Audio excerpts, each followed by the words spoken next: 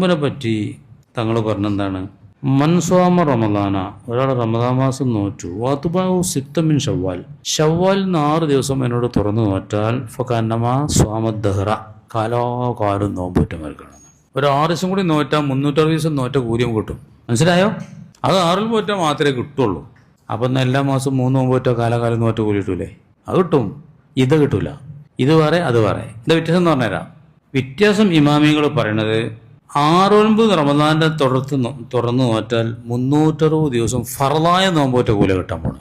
ഈ 30 റമദാനല്ലേ, അതുപോലത്തെ ഈ 30-ന് 300ആണ്, 1-ന് 10 അല്ലേ, ആ 30-ന് എത്രയായി? 300ആയില്ലേ?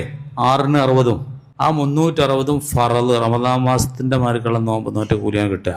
മാസം അയ്യാമൽ ബീദ് നോറ്റാൽ 30 കിട്ടും. അത് സുന്നത്തുൽമിന്റെ കൂലിയെ കിട്ടുള്ളൂ, ഏതിന്റെ കൂലി കിട്ടൂല. അതുകൊണ്ട് ബുദ്ധിയുള്ള ഒരാളും ഈ 6 ഒഴിവാക്കൂല. 6 അങ്ങനെയാണ്. അപ്പൊ ചിലർ ചോദിക്കും, അത് ചൊവ്വാല് തീരുന്നതിൻ്റെ മുമ്പ് നോറ്റാൽ പോരെ, ആയിക്കോട്ടെ എന്നൊക്കെ പറഞ്ഞിട്ട് പോകും. പിന്നെ ഒരുക്കളും ഉണ്ടാവില്ല, ആ പറച്ചിലേ ഉണ്ടാവുള്ളൂ. അത് പിറ്റേന്ന് തന്നെ നോറ്റോളി. ഇത് വെള്ളിയാഴ്ചയാണ് പെരുന്നാൾ വെച്ചെങ്കിൽ ശനിയാഴ്ച തന്നെയാണ് നോറ്റോളി. ആ കൂട്ടത്തിലാണ് പോട്ടെ.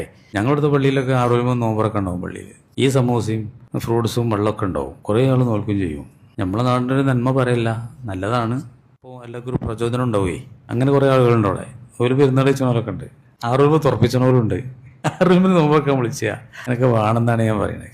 ഇതാണ് ഏറ്റവും വലിയ സുന്നത്ത്. ഇതാണ് സുന്നത്തുൽമിൻ്റെ കൂട്ടത്തിൽ ഏറ്റവും വലിയത് അറഫയാണ്. ഏറ്റവും വലിയ പകലും അറഫൻ്റെ പകലാണ്.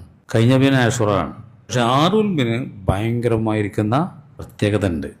അതുകൊണ്ട് അത് ചെയ്യണമെന്നാണ് വളരെ ചുരുക്കത്തിൽ പറയാനുള്ളത്. നമ്മൾ ദുആ ചെയ്ത് പിരിയാം.